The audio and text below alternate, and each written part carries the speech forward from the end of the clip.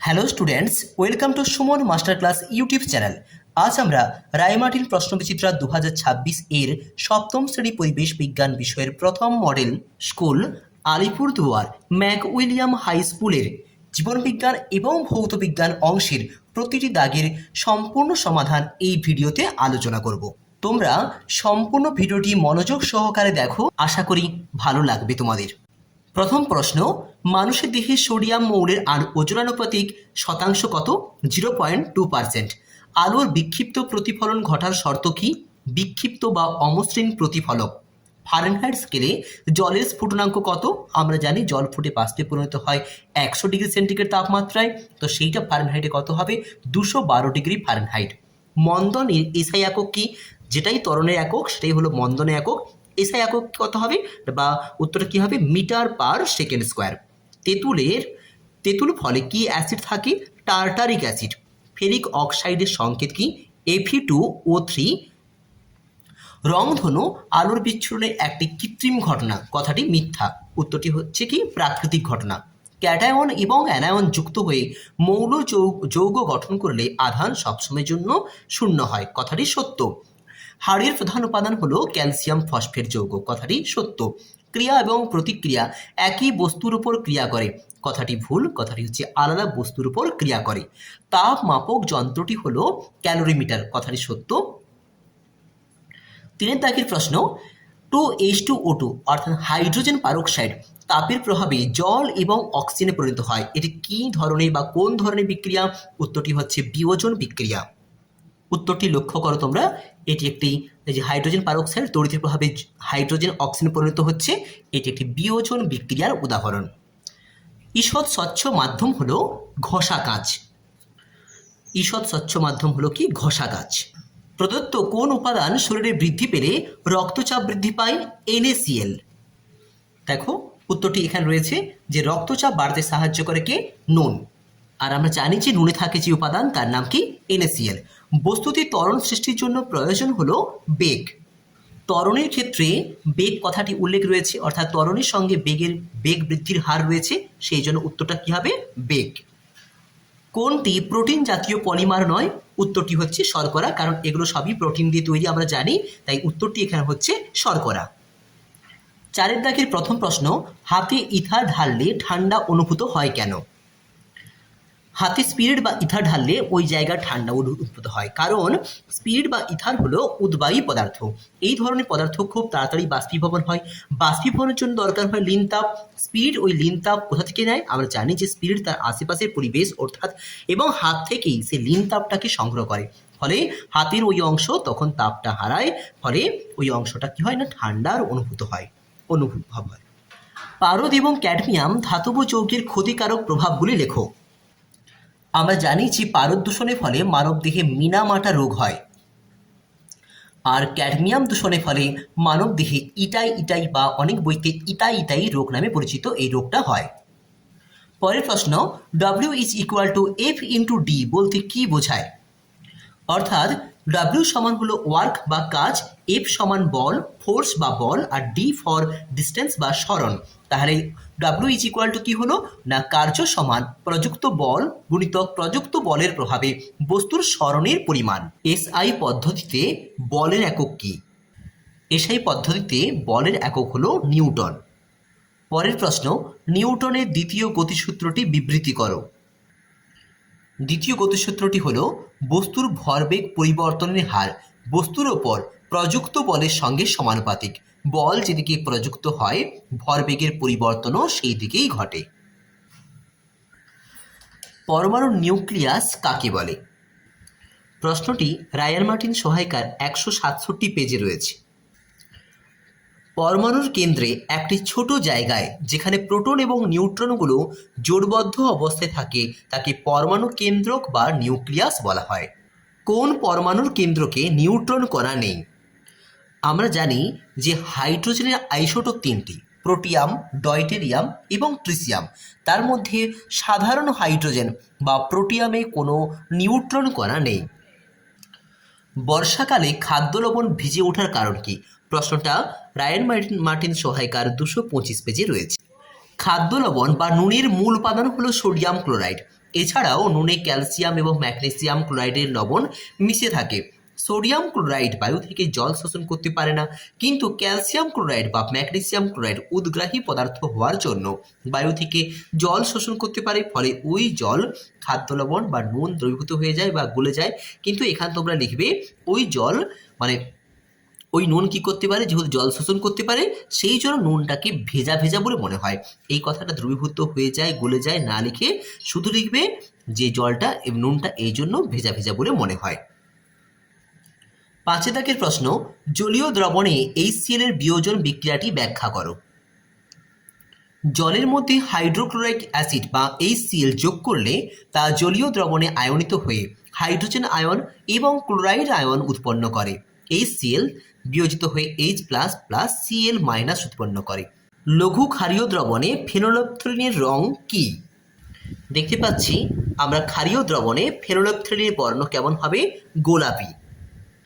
এবারে একটা সমতা বিধান আমরা দেখে নেব। Sodium carbonate plus lead nitrate উৎপন্ন হচ্ছে lead carbonate plus sodium nitrate.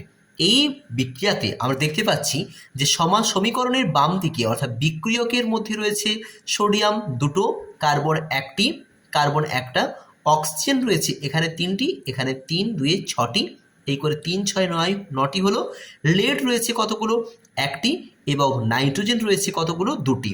সমীকরণের ডান দিক অংশে রয়েছে সোডিয়াম একটি, কার্বন রয়েছে একটি, অক্সিজেন রয়েছে এখানে 3টি আর এখানে 3টি, এই করে 3 3 মিলে 6 হলো। লেড রয়েছে একটি এবং নাইট্রোজেন রয়েছে একটি। তাহলে সমীকরণটিকে সমতা বিধান করার জন্য এভাবে করবে, শুধুমাত্র এই অংশে সমীকরণের সোডিয়াম নাইট্রেট এই অংশে যদি আমরা একটা 2 বসাই তাহলে কিন্তু উত্তরটি আমাদের দুপক্ষই সমান সমানভাবে হয়ে যাবে, সমতা বিধান হয়ে যাবে। অর্থাৎ এখানে লক্ষ্য করো সোডিয়াম হয়ে গেল 2টি, এখানেও সোডিয়াম হয়ে গেল 2টি, কার্বন রয়েছে একটা, এখানেও কার্বন হলো একটা, অক্সিজেন হলো এখানে 3টা, এখানে 3 2 6 মানে 9টা, এখানে দেখো অক্সিজেন হলো 3টা, আর এখানে 2 আর 3 2 6, তা 6 আর 3 হয়ে গেল 9টি। লেড আছে একটা, লেড হয়ে গেল একটি, নাইট্রোজেন রয়েছে এখানে 2টি, নাইট্রোজেন হয়ে গেল কতগুলো? 2টি। এইভাবে কিন্তু তোমরা সমীকরণটিকে সমতা বিধান করবে এখানে 2 বসিয়ে। আরেকটি সমীকরণকে সমতা বিধান করতে বলা হয়েছে, যেখানে বলা হয়েছে Fe প্লাস H2O সমান Fe3O4 প্লাস H2। এখানে আমরা দেখব যে বাম দিক অংশে রয়েছে Fe একটি, হাইড্রোজেন রয়েছে 2টি এবং অক্সিজেন রয়েছে একটি। Fe এখানে রয়েছে ডান দিক অংশে 3টি, হাইড্রোজেন রয়েছে 2টি এবং অক্সিজেন রয়েছে 4টি। এই সমীকরণটিকেও সমতা বিধান করলে আমরা দেখব এভাবে, এই Fe জায়গায় 3 বসাবো, আর এখানে যদি আমরা 4 বসাই আর এখানেও যদি আমরা 4 বসাই তাহলে কি হবে না, দেখো বাম দিক অংশে Fe হয়ে গেল কতগুলো? 3টা, হাইড্রোজেন হয়ে গেল 4 দুগুণে 8টা, অক্সিজেন হয়ে গেল 4টা, এবং ডান দিক অংশে হয়ে গেল Fe কতগুলো? 3টি, হাইড্রোজেন হয়ে গেল 4 2 8 আর অক্সিজেন হয়ে গেল কতগুলো? 4টি। এইভাবে কিন্তু তোমরা সমীকরণগুলোকে সমতা বিধান করবে। পরের প্রশ্ন বলা হচ্ছে এক্স রশ্মি এবং অতিবেগুনি রশ্মির একটি করে ক্ষতিকারক প্রভাব লেখো। দেখো এখানে লেখা রয়েছে এক্স রশ্মির ক্ষতিকর প্রভাবগুলি লেখো। প্রথমে বলবো যে এক্স রশ্মি মানুষের চামড়া আর মাংস ভেদ করতে পারে, তাই উচ্চ মানের ভেদন ক্ষমতার জন্য চামড়া মাংস ভেদ করতে পারে। তাই দীর্ঘ ব্যবহারে মানে বারবার যদি এক্স রে করা হয় তাহলে কিন্তু ক্যান্সার সৃষ্টি হতে পারে। অপর আরেকটি যে প্রশ্ন ছিল অতিবেগুনি রশ্মির ক্ষতিকর প্রভাব, দেখো লেখা আছে এখানে অতিবেগুনি রশ্মির শক্তি দৃশ্যমান আলোর থেকে অনেক বেশি, তাই জীবন্ত কোষের পক্ষে অত্যন্ত ক্ষতিকর। এটাও বলতে পারো, না হলে তোমরা বলবে যে সরাসরি চোখে পড়লে চোখের লেন্সের ক্ষতি হতে পারে, এটাও তোমরা বলতে পারো, কোনো অসুবিধা নেই। সেলসিয়াস স্কেলের প্রাথমিক অন্তর কত?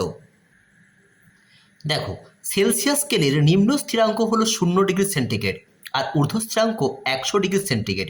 এই দুটোকে বিয়োগ করলেই হয় প্রাথমিক অন্তর। তাহলে সেলসিয়াস স্কেলের প্রাথমিক অন্তর কত? 100।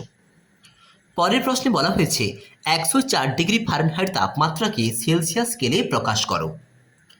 দেখো এখানে ফারেনহাইট স্কেলে তাপমাত্রা দেওয়া রয়েছে 104 ডিগ্রি ফারেনহাইট।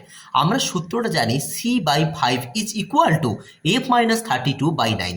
তাহলে C/5 এর জায়গায় লিখবো বা দিয়ে আমরা যেমন লিখতে হয়, ঠিক F এর জায়গায় লিখবো কত 104, লিখেছি 104 -32/9।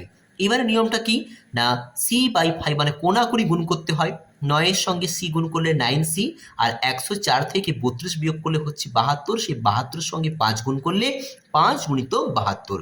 এইভাবে সির মান যখন বের করব এই দুটো অংশ তো উপর থাকবে, আর সিটার সঙ্গে যেহেতু 9টা গুণ আকার ছিল তাই 9 ভাগ আকারে নিচে নেমে যাবে।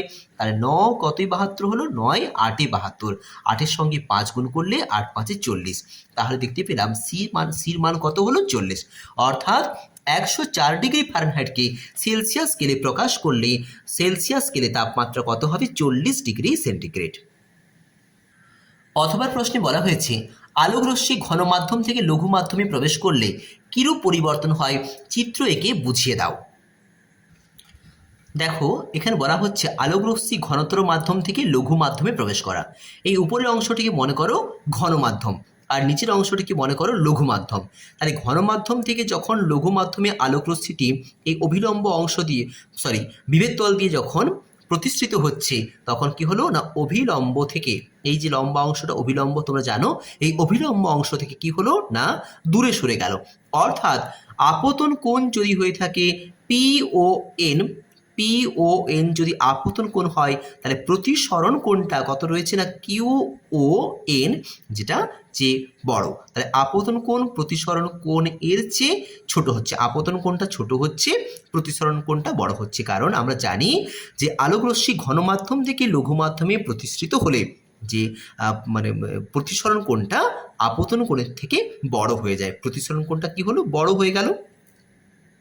তো এইভাবে তোমরা কিন্তু ছবি এঁকে পুরো ব্যাপারটাকে বুঝিয়ে দেবে। সিনেমার পর্দা সাদা এবং অমসৃণ হয় কেন? দেখো সিনেমার পর্দা অমসৃণ এবং সাদা করা হয় কেন না, পর্দা অমসৃণ হলে আলোর বিক্ষিপ্ত প্রতিফলন ঘটে, ফলে প্রতিফলিত রশ্মিগুলো সিনেমা হলের চারিদিকে ছড়িয়ে পড়ে এবং প্রতিটি দর্শকের চোখে পৌঁছায়। তাই দর্শক হলের যে কোনো জায়গা থেকেই ছবি সমান উজ্জ্বলভাবে দেখতে পায়। সাদা পর্দা আলোর সমস্ত অংশই প্রতিফলিত করে, কোনো অংশই শোষণ করে না, ফলে ছবির রঙেরও কোনো পরিবর্তন ঘটে না। তাই পর্দার উপর ছবিটি খুব উজ্জ্বল হয়। এইভাবে পুরো অংশটাকে তোমরা কিন্তু লিখবে। পরের প্রশ্নে বলা হচ্ছে জৈব ভঙ্গুর পলিমার এবং জৈব অভঙ্গুর পলিমার বলতে কি বোঝায়? দেখো জৈব ভঙ্গুর পলিমার বা বায়োডিগ্রেডেবল পলিমার কি বলা হচ্ছে, যে সমস্ত পলিমার প্রাকৃতিক প্রক্রিয়ায় পরিবেশের বিয়োজক অর্থাৎ ছত্রাক ব্যাকটেরিয়ার উৎসেচক ঘটিত ক্রিয়ার ফলে নষ্ট হয়ে যায়। মানে যে সমস্ত পলিমার বিভিন্ন রকম বিয়োজক অর্থাৎ ছত্রাক ব্যাকটেরিয়ার উৎসেচকের ফলে নষ্ট হয়ে যায়, প্রভাবে নষ্ট হয়, তাকে বলা হচ্ছে বায়োডিগ্রেডেবল, মানে জীব দিয়ে ভাঙা হচ্ছে, সেই জন্য বলা হলো কি জৈব ভঙ্গুর পলিমার। উদাহরণ হিসেবে কি বলবো আমরা, প্রোটিন, কার্বোহাইড্রেট, সেলুলোজ প্রভৃতি জৈব ভঙ্গুর পলিমার। জৈব অভঙ্গুর বা নন বায়োডিগ্রেডেবল পলিমার কোনটা, যে সমস্ত পলিমার প্রাকৃতিক প্রক্রিয়ায় নষ্ট হয় না তাকে জৈব অভঙ্গুর বা নন বায়োডিগ্রেডেবল পলিমার বলা হয়, যেমন পলিথিন বা পলিভিনাইল ক্লোরাইড বা PVC এবং নাইলন। দেহ তরল কখন আম্লিক হয় এবং কেন?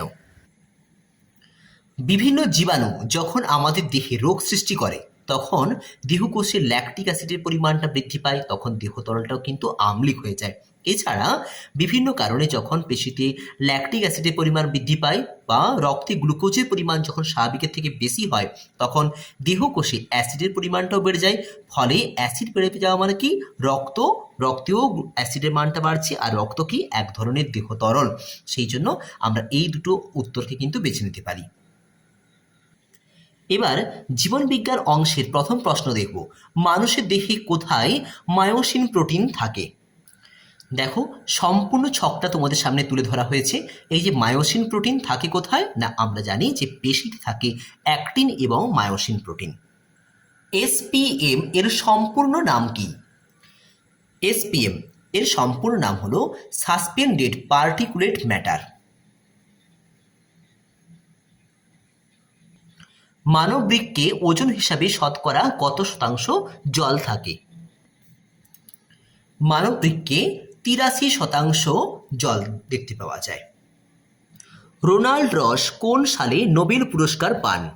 দেখো, ম্যালেরিয়া জীবাণু আবিষ্কার করার জন্য রোনাল্ড রস 1902 সালে নোবেল পুরস্কার পান। সাইবেরিয়ান বাঘের অস্তিত্ব সংকটের অন্যতম কারণ কি? সাইবেরিয়ান বাঘের অস্তিত্ব সংকটের অন্যতম কারণ হল তাদের বাসস্থান ধ্বংস হয়ে যাওয়া। ইউনিসেফ গঠনের উদ্দেশ্য কী ছিল? আমরা এই অংশ থেকে বুঝতে পারি উত্তরটা যে শিশু এবং মায়েদের স্বাস্থ্যের উন্নতি ঘটানোই ছিল ইউনিসেফের মূল লক্ষ্য। এরপর একটা রেখাচিত্র দেখব আমরা। সবুজ উদ্ভিদকে যদি ঘাস ফড়িং গ্রহণ করে, ঘাস ফড়িং যদি আবার ব্যাঙ দ্বারা ভক্ষিত হয়, ব্যাঙ আবার সাপ দ্বারা, তাহলে সাপ কার দ্বারা ভক্ষিত হয়? দেখো, এখানে পুরো খাদ্য শৃঙ্খলটা দেওয়া রয়েছে। সাপ আবার ভক্ষিত হচ্ছে সর্বোচ্চ শ্রেণীর খাদক বাজ পাখির দ্বারা। চোখের কোণে ড্যাশের অভাবে ফ্যাকাশে ভাব দেখতে পাওয়া যায়। চোখের নিচ ফ্যাকাশে হয়ে যায় সাধারণত ভিটামিন বি কমপ্লেক্সের অভাবে। হিমালয় এশিয়ার ড্যাশটি বড় বড় নদীকে পুষ্ট করে? উত্তরটি হলো হিমালয় এশিয়ার 9টি বড় বড় নদীকে পুষ্ট করে, তার উত্তরটি হলো 9টি। ধাতুর বাষ্প ব্যবহার করা হয় ড্যাশ তৈরি করতে? ধাতুর বাষ্প ব্যবহার করা হয় থার্মোমিটারের তরল রূপে বা ফ্লুওরেসেন্ট বাল্ব তৈরি করার জন্য। খাদ্য হজমের সময় ড্যাশ হিসাবে জল ব্যবহৃত হয়? খাদ্য হজমের সময় জল ব্যবহৃত হয় বিক্রিয়ক হিসাবে। ড্যাশ সালে শুধু টিকাদানের মাধ্যমে গুটি বসন্তকে পুরোপুরি নির্মূল করা সম্ভব হয়েছিল? শুধু টিকাদানের মাধ্যমে 1977 সালের মধ্যে পৃথিবীর বুক থেকে গুটি বসন্তকে পুরোপুরি নির্মূল করা সম্ভব হয়েছিল। এবার স্তম্ভ মেলানো আমরা দেখব। সোডিয়াম যা কি করে? উচ্চ রক্তচাপকে নিয়ন্ত্রণ করে। ধোঁয়া শোষণ করে কৃষ্ণচূড়া গাছ। ডিসলেক্সিয়া এটি পড়া বুঝে মনে রাখতে এবং লিখতে অসুবিধার একটা রোগ লক্ষণ। অটিজম যা হলো একই কাজ বারবার করাকে বলা হয় কি বিজ্ঞানিক পরিভাষায় অটিজম। শব্দ শোষণ করে বটগাছ, যেহেতু চওড়া পাতাওয়ালা গাছ তাই বটগাছ শব্দকে শোষণ করে। 4 দাগের প্রশ্ন, ভিটামিন এ এবং ডি এর অভাবজনিত রোগের নাম এবং একটি করে প্রতিকার লেখো। ভিটামিন এর অভাবে রাতে দেখতে কষ্ট হয় বা রাতকানা রোগ হয়। এটি প্রতিকার করব আমরা সাধারণত সবুজ শাকসবজি, বিশেষ করে পালং শাক বা আম, এরকম কোনো হলুদ বা কমলা রঙের খাদ্যদ্রব্য গ্রহণের মাধ্যমে এই রোগগুলোকে সাধারণত প্রতিকার করা সম্ভব হয়। আর ডির অভাবে শিশুদের রিকেট এবং বড়দের অস্টিওপোরোসিস বা অস্টিওম্যালেসিয়া নামক রোগ হয়। এটিকেও প্রতিকার করব কোন কোন খাদ্য গ্রহণের মাধ্যমে? উদ্ভিজ্জ খাদ্য বাঁধাকপি, এছাড়া প্রাণীজ খাদ্য কড, হ্যালিবট, মাছের তেল কিংবা দুধ, মাছ, ডিম প্রভৃতি খাদ্য গ্রহণের মাধ্যমেও এই রোগগুলোর প্রকোপটাকে কিছুটা আমরা কমাতে পারবো। আজিনোমোটো কি? মোমো এবং চাউমিনে মেশানো এক ধরনের ভেজাল জাতীয় উপাদানের নাম হলো আজিনোমোটো। এই ধরনের ভেজাল জাতীয় খাদ্যযুক্ত খাবারগুলো খেলে আমাদের হৃৎপিণ্ড, যকৃৎ, বৃক্ক, হাড়, মস্তিষ্কের নানা ক্ষতি হতে পারে। ঠিক আছে, তাই এই ধরনের খাদ্যদ্রব্য ভেজাল জাতীয় খাদ্যগুলো না গ্রহণ করাটাই উচিত। জীব বৈচিত্র্য কি? জীব বৈচিত্র্য হ্রাসের 2টি কারণ লেখো। জীব বৈচিত্র্য বিভিন্ন প্রকার বাস্তুতন্ত্রে বা পরিবেশে বা বাসস্থানে বসবাসকারী সমস্ত জীবের মধ্যে যে বিভিন্নতা বা পার্থক্য বা রকম ধরন দেখতে পাওয়া যায় তাকেই বলা হয় জীব বৈচিত্র্য বা বায়োডাইভার্সিটি। জীব বৈচিত্র্য হ্রাসের 2টি কারণ জানতে চাওয়া হয়েছে। তোমরা বাসস্থানের অভাব কিংবা দূষণ বা চোরা শিকার এগুলোর মধ্যে যে কোনো 2টো পয়েন্টকে ডেসক্রিপশন করবে। মানসিক স্বাস্থ্য ভালো রাখতে তোমার কি করণীয়? মানসিক স্বাস্থ্য ভালো রাখার জন্য প্রথমেই আমার বদ অভ্যাসগুলিকে ছাড়ার জন্য মনের জোরকে বাড়িয়ে তুলতে হবে এবং সুঅভ্যাস গড়ে তুলতে হবে। এছাড়া মনের মধ্যে কথা চেপে রেখে মানসিক অস্বস্তি না বাড়িয়ে অন্যদের সঙ্গে খোলাখুলি কথা বলতে হবে। বিভিন্ন সমকালীন বিতর্কিত বিষয়ে বন্ধু বান্ধব বা গুরুজনদের সঙ্গে খোলাখুলি আলোচনা করতে হবে। রোজ সকালে ধ্যান বা প্রাণায়াম করা খুবই দরকার। এই বিষয়টি সবথেকে গুরুত্বপূর্ণ। মনটাকে সংযত করার জন্য ধ্যান বা প্রাণায়াম করা অবশ্যই কর্তব্য। এছাড়া বিভিন্ন সৃজনশীল কাজে, তাছাড়া নাচ গান আঁকা বিষয়ে যদি নিজেকে সবসময় ব্যস্ত রাখতে পারি, তাহলে কিন্তু আমার মানসিক স্বাস্থ্য ভালো থাকবে। মশার দুটি অঙ্গ, একটি ম্যান্ডিবল, অপরটি ল্যাব্রাম, এর কাজ লেখো। ম্যান্ডিবল সূচির মতো অংশ, চামড়া ফুটো করতে সাহায্য করে। আর ল্যাব্রাম প্রধান রক্তচোষক নল, এর মাধ্যমে মশা রক্ত পান করে। বিএমআই কি? কোনো ব্যক্তির পুষ্টির মাত্রা নির্ণয়, অর্থাৎ দেহের ওজনের সঙ্গে উচ্চতা বা উচ্চতার সঙ্গে ওজনটা ঠিক রয়েছে কিনা জানার জন্য যে সূত্রটা ব্যবহার করা হয় বা যে পদ্ধতি অবলম্বন করা হয় তা হলো বিএমআই, যার সম্পূর্ণ নাম বডি মাস ইন্ডেক্স। এর সূত্র নির্ণয় করার সূত্রটি হলো ওজনটা কেজি এককে আর উচ্চতা মিটার স্কোয়ার এককে। বোটুলিজম রোগে জীবাণু সংক্রমণ কিভাবে ঘটে? বোটুলিজম রোগ সাধারণত টিনবন্দি খাবার, মানে প্যাকেট বলবো না, ক্যান্ড ফুড, টিনের কৌটোর মধ্যে যে সমস্ত খাবারগুলোকে সংরক্ষণ করা হয় সেই সমস্ত খাবারের মধ্যে ক্লস্ট্রিডিয়াম বোটুলিনাম নামক একটি ব্যাকটেরিয়া প্রবেশ করে। এই বিষাক্ত খাদ্য মানুষের শরীরে কি হয় না, ডায়রিয়া, গা বমি ভাব প্রভৃতি লক্ষণ দেখতে পাওয়া যায়, খাদ্য হজমেও গণ্ডগোল সৃষ্টি করতে পারে। তাহলে প্রশ্নটা ছিল কিভাবে জীবাণু সংক্রমণ ঘটে, না টিনবন্দি খাবারের মধ্য দিয়ে জীবাণুটার সংক্রমণ ঘটে। সবশেষ প্রশ্ন, পরিবেশ রক্ষায় গাছের ভূমিকা কি? গাছ পরিবেশ রক্ষায় কি কি ভূমিকা পালন করে? যেহেতু প্রশ্নটির জন্য এই 5 মার্ক রয়েছে, তাই তোমাকে কিন্তু অন্ততপক্ষে 5টি পয়েন্ট এখানে দিয়ে পুরো বিষয়গুলোকে ডেসক্রিপশন করতে হবে। যেমন বিষয়গুলো রয়েছে, প্রথমেই বায়ুমণ্ডল এবং গাছের মধ্যে যে সম্পর্ক রয়েছে, অর্থাৎ প্রকৃতিতে অক্সিজেন কার্বন ডাইঅক্সাইডের ভারসাম্য রক্ষা করা, কিভাবে খাদ্য সম্পর্ক নির্ণয় করে, কিভাবে গাছ প্রাণীর উপর, প্রাণী গাছের উপর নির্ভরশীল, জলচক্র কিভাবে নিয়ন্ত্রিত হয় এবং পরিবেশের তাপমাত্রা নিয়ন্ত্রণ করা, ঝড়ের গতিবেগ হ্রাস করা প্রভৃতি, পরিবেশ দূষণ করা, এই সমস্ত পয়েন্টগুলির মধ্যে অন্ততপক্ষে 5টি পয়েন্টকে তোমাকে ডেসক্রিপশন করতে হবে, পয়েন্টগুলো দিয়ে পয়েন্টগুলোকে ব্যাখ্যা করতে হবে। আজকের এই আলোচনা যদি তোমাদের মনোগ্রাহী হয়, তোমাদের যদি ভালো লেগে থাকে, তাহলে একটি লাইক করো এবং পরবর্তী বিষয়গুলো পাওয়ার জন্য চ্যানেলটিকে সাবস্ক্রাইব করে পাশে থেকো। আর হ্যাঁ, যদি কোনো প্রশ্নের উত্তর বুঝতে অসুবিধে হয় তাহলে অবশ্যই কমেন্ট করো। মনোযোগ সহকারে ভিডিওটি সম্পূর্ণ দেখার জন্য সবাইকে অসংখ্য ধন্যবাদ। সবাই খুব ভালো থেকো।